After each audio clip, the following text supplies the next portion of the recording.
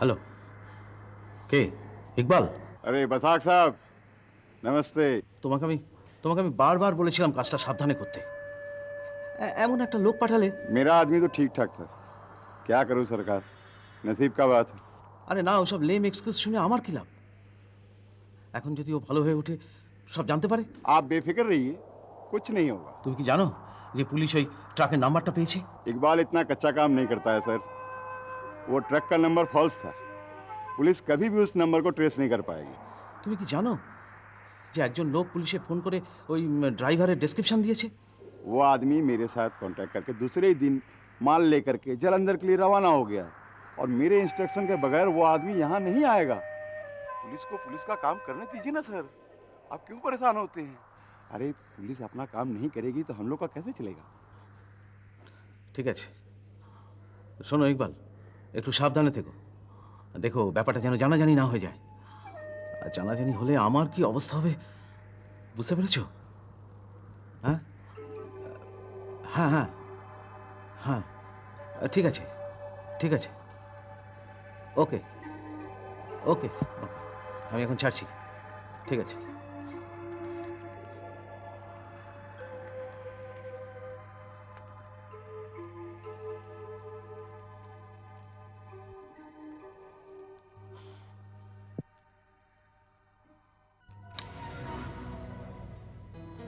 পুলিশের হাত থেকে তো বাঁচা গেল, কিন্তু সুধন্য একবার যখন মুখ খুলতে চেয়েছে, তখন কি ওকে বেঁচে উঠতে দেওয়া ঠিক হবে? নিরাপদ হবে? আমি কিন্তু একজন সাংবাদিক হিসেবে আপনার কাছে আসিনি। আমি এসেছি আপনার, আমাদের মতন হাজার হাজার মানুষের স্বার্থে। কারণ আমার দৃঢ় বিশ্বাস যে ডক্টর রয়ের মতন একজন অভিজ্ঞ মানব দরদী ডাক্তার কিছুতেই আপনার হাজব্যান্ডের মৃত্যুর জন্য দায়ী হতে পারেন না। আমার দৃঢ় বিশ্বাস যে এর পেছনে নিশ্চয়ই কোনো গভীর চক্রান্ত আছে। চক্রান্ত? হ্যাঁ, আর এই চক্রান্তটা ততদিন পর্যন্ত জানা যাবে না যতদিন পর্যন্ত কেসটা কোর্টে উঠছে। আর আর আমার মনে হয় যে কোর্টের নির্দেশ না পেলে কিন্তু এই কেসটার কোনোদিন তদন্ত হবে না। এর ফলে কিন্তু কোনোদিন আমরা সত্যিটা জানতে পারবো না। কিন্তু আমরা তো ওর বিরুদ্ধে কেস তুলে নিয়েছি। হ্যাঁ শুনেছি, এর জন্য আপনারা বেশ কিছু টাকাও পেয়েছেন। হ্যাঁ তাই। আচ্ছা, একটা কথা আপনি বলতে পারেন, ডক্টর রয় নিজে আপনাদের টাকাটা দিয়েছিলেন নাকি? না, ওর স্ত্রী দিয়েছিলেন। রাইট। আচ্ছা, আপনি কি জানেন এই টাকাটা সম্পূর্ণ ডক্টর রয়ের ইচ্ছের বিরুদ্ধে দেওয়া হয়েছিল? হ্যাঁ জানি, ডক্টর রায় নিজে সে কথা বলেছেন। ডক্টর রয়? হ্যাঁ, আমরা টাকা পাওয়ার কিছুদিন পর উনি আমাদের সঙ্গে দেখা করতে এসেছিলেন। তাই নাকি? হ্যাঁ, আর সেদিন ওনার কথা শুনে আমার মনে হলো উনিও চান না যে আমরা কেসটা উইথড্র করে নিই। আপনি ঠিকই বুঝেছেন, ডক্টর রয় কিন্তু নিজে চান না যে কেসটা আপনি উইথড্র করে নিন। কারণ এর ফলে কিন্তু তাকে সারা জীবন মিথ্যের কলঙ্কের বোঝাটা বয়ে বেড়াতে হবে। আর আমার দৃঢ় বিশ্বাস যে আপনার স্বামীর মৃত্যুর জন্য ডক্টর রয়ের ভুল চিকিৎসা কিন্তু কোনো মতেই দায়ী না। আপনি কি করে এতটা শিওর হয়ে কথাটা বলছেন? দেখুন, বলছি দুটো কারণে। প্রথম কারণ আমার ব্যক্তিগত অভিজ্ঞতার দিক থেকে, আর দ্বিতীয় কারণ তার মতন একজন অভিজ্ঞ ডক্টর কিছুতেই আপনার স্বামীর মৃত্যুর কারণ হতে পারে না। আর এটা প্রমাণ করতে পারেন কিন্তু একমাত্র শুধু আপনি। কিন্তু টাকা পাওয়ার পরও কেস না তোলাটা বোধহয় অন্যায় হবে। যদিও যত টাকা পাওয়ার কথা অত টাকা আমরা এখনো পাইনি। আমি একজন সাংবাদিক, সমস্ত খবরাখবর আমাদের রাখতে হয়। আমার মনে হয় সেই কারণেই কিন্তু কেসটা উইথড্র করা আপনার উচিত হবে না। আপনি ঠিকই বলেছেন। শুধু তাই নয়, কেসটা উইথড্র করে নেওয়া কিন্তু ডক্টর রয়ের প্রতি ইনজাস্টিস করা হবে। আপনি কি চান না তার মতন একজন অভিজ্ঞ মানবদরদী ডাক্তার আবার ছুরি কাছে নিয়ে অসুস্থ মানুষের সেবায় নতুন করে চিকিৎসা শুরু করুক? হ্যাঁ চাই। উনি যে আমার মনের মধ্যে একটা যন্ত্রণা বয়ে বেড়াচ্ছেন, সেটা ওনার সঙ্গে সেদিন কথা বলেই আমি বুঝতে পেরেছি। একমাত্র আপনি কিন্তু পারেন যে এই যন্ত্রণা থেকে ডক্টর রয়কে মুক্তি দিতে। আপনার কাছে আমি রিকোয়েস্ট করছি, প্লিজ দয়া করে কেসটা উইথড্র করে নেবেন না, এটাকে চলতে দিন। কিন্তু কিন্তু আমি তো সমস্ত কাগজপত্রে সই করে দিয়েছি, তা তো জমা পড়ে যাওয়ার কথা। এতদিনে নিশ্চয়ই জমা পড়ে গেছে। না, জমা পড়েনি। আপনি কি করে কথা বলছেন? দেখুন, আপনি বেশ কিছুদিন ধরে একটা মানসিক বিপর্যয়ের মধ্যে দিয়ে যাচ্ছেন, তাই হয়তো অতটা খেয়াল করেননি। উকিলদের একটা কর্মবিরতি চলছে, এর ফলে কোর্টের এখন সমস্ত কাজকর্ম বন্ধ। হ্যাঁ, আমি ঠিক খেয়াল করিনি। তাহলে তাহলে এটুকু কি আশা করতে পারি যে আপনি ডক্টর রয়ের এগেনস্টে সমস্ত কেস উইথড্র করে নিচ্ছেন না? দেখুন, এখনই আপনাকে কোনো রকম কথা দেওয়া আমার পক্ষে সম্ভব না। আসলে দাদার সঙ্গে আমি একটু আলোচনা করে নিতে চাই। আচ্ছা, তবে একটা ব্যাপার বলতে আমার কোনো দ্বিধা নেই যে আপনার মতো আমিও চাই ডক্টর রায় কেসটা জিতুন, সম্মানের সঙ্গে উনি ওনার জায়গায় ফিরে আসুন।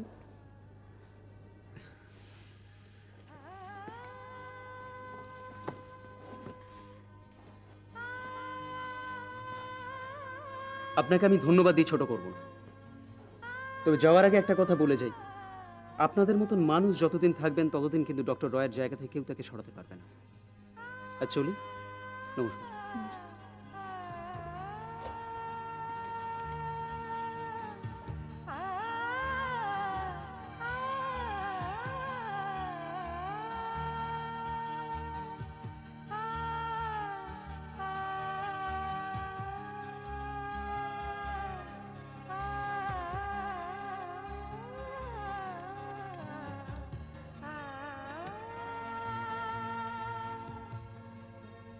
হ্যালো, একটু লাইনটা নবীনবাবুকে দেবেন প্লিজ।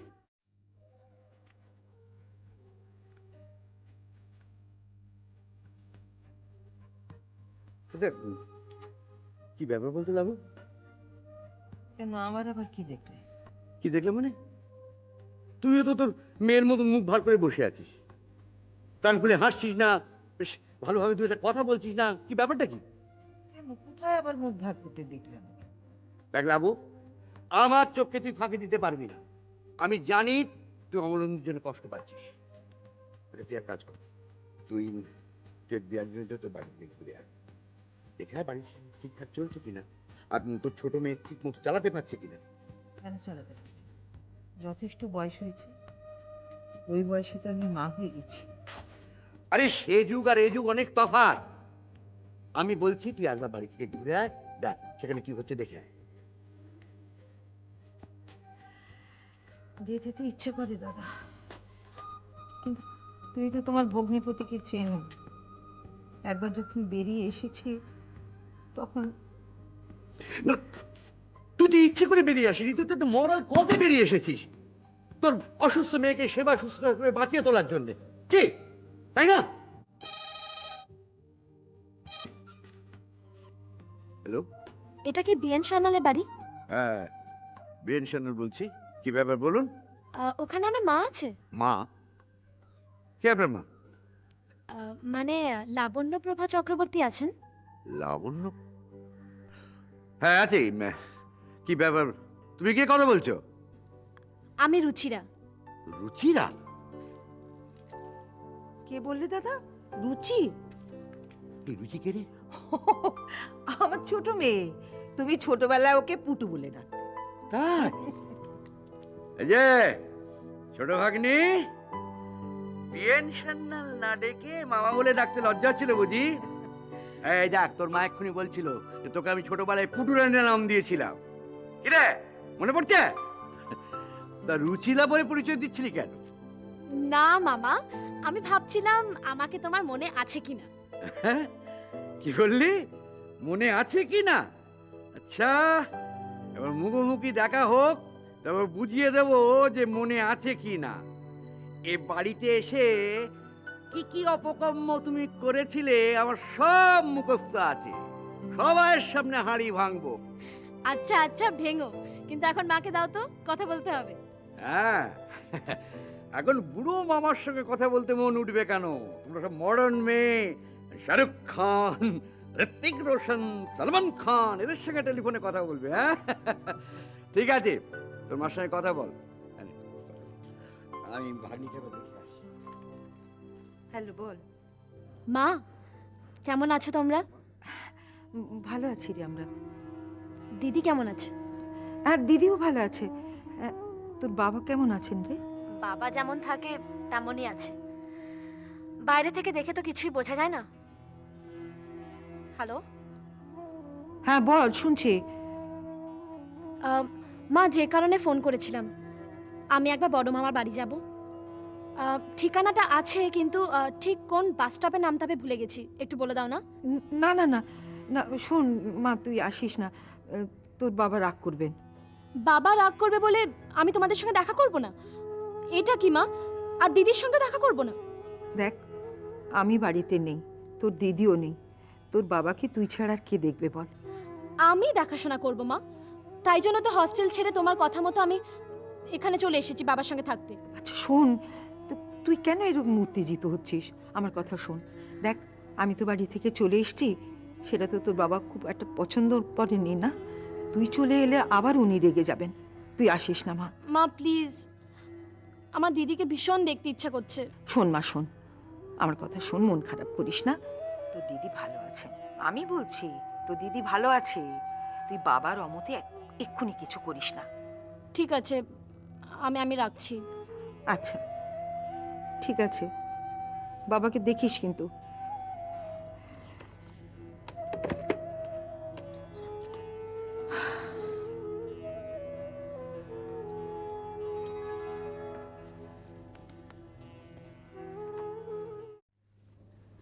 আসুন, ভেতরে আসুন। আচ্ছা, কি ব্যাপার বলো তো? ফোন করে ডাকলে কোনো বিপদ টিপদ হয়নি তো? না না, সেরকম কিছু না, আপনি বসুন না। ঠিক আছে। আমি কিন্তু আপনাকে কাজকর্ম শেষ করে তারপরেই আসতে বলেছিলাম। আপনি এত তাড়াতাড়ি চলে এলেন, নিশ্চয়ই কাজকর্মে খুব ক্ষতি হলো। আচ্ছা, এখানেও তো কাজের জন্যই আসা নাকি? হ্যাঁ, তা ঠিকই, কিন্তু আপনি তো আমাদের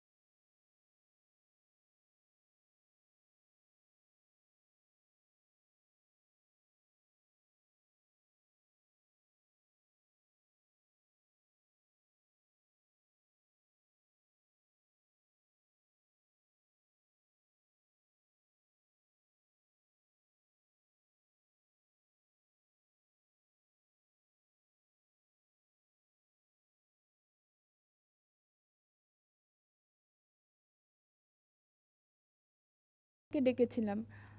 আপনি কি এফিডেভিটটা জমা করে দিয়েছেন? আগামীকালকেই হয়ে যাবে। আমি আমার জুনিয়রকে সমস্ত কাগজপত্র ঠিকঠাক মতন বুঝিয়ে দিয়েছিলাম, কিন্তু তারপর 3 দিন কোর্ট ছুটি গেল। আজ আবার আমাদের একজন রিটায়ার্ড জাজ মহারাজাতে সমস্ত কাজকর্ম বন্ধ। আমি আশা করছি কালকে নিশ্চয়ই ওটা হয়ে যাবে। ওটা আর জমা করবেন না। সে কি? কেন?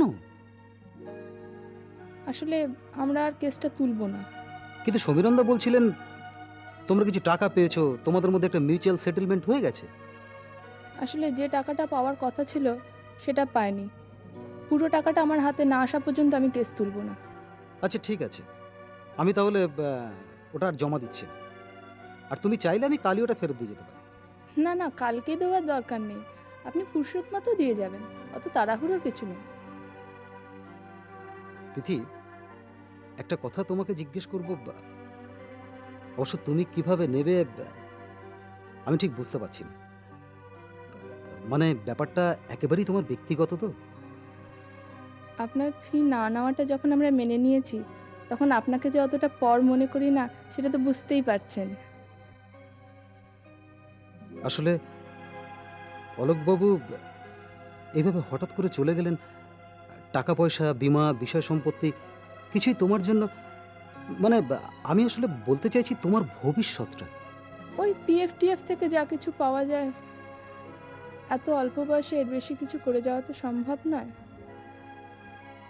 ভাবছি একটা চাকরি বাকরির চেষ্টা করবো এবার।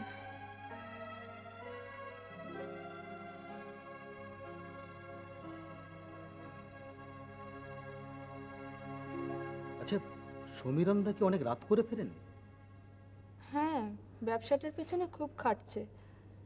সেই সকালবেলা বেরোয়, ফিরতে ফিরতে না 9টা 9:30 হয়ে যায়। আপনি বসুন, এবার আমি একটু চায়ের বন্দোবস্ত দেখি। তিথি, আর একটা কথা, আমি জানি তুমি বড় একটা শোক বয়ে চলেছ, কিন্তু এই সাদা পোশাকটা কি না পরলেই নয়?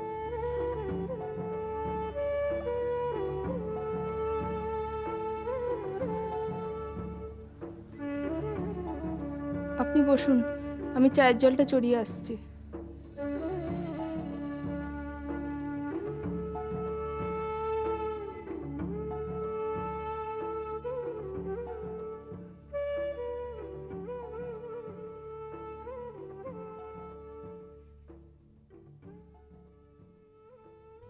বাবা, কিছু বলবি নাকি রে মা? হ্যাঁ বলছি, অনেক রাত তো হলো। রাত তো হলো, তা তুইও তো এখনো পর্যন্ত জেগে আছিস, শুতে যাসনি? আমার এক্সামের জন্য রাত জেগে পড়ার হ্যাবিট হয়ে গেছে, কোনো কষ্ট হয় না। তা আমারই যে কষ্ট হচ্ছে সেটাই বা তোকে কে বললো? কষ্ট হয়তো হচ্ছে না, কিন্তু এতটা স্ট্রেন নেওয়া কি উচিত? আফটার অল সারাদিন সকালে তুমি অফিসে খাটাখাটনি করো, তারপর এত রাত জেগে পড়া কি দরকার?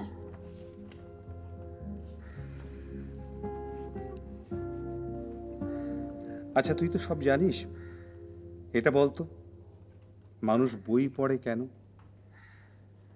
বই পড়ে? আমরা তো পরীক্ষা দেওয়ার জন্য বই পড়ি, আর মানুষ বই পড়ে তার জ্ঞানের খিদে মেটানোর জন্য, জ্ঞান বাড়ানোর জন্য। না রে মা, শুধু জ্ঞানের খিদে মেটানোর জন্য নয়, মনের খিদে মেটানোর জন্য বই একজন মানুষের সর্বশ্রেষ্ঠ বন্ধু। বিশেষ করে সেই মানুষটা, যে মানুষটার সঙ্গী সাথী কেউ নেই, আত্মীয় স্বজন বন্ধু বান্ধব কেউ না।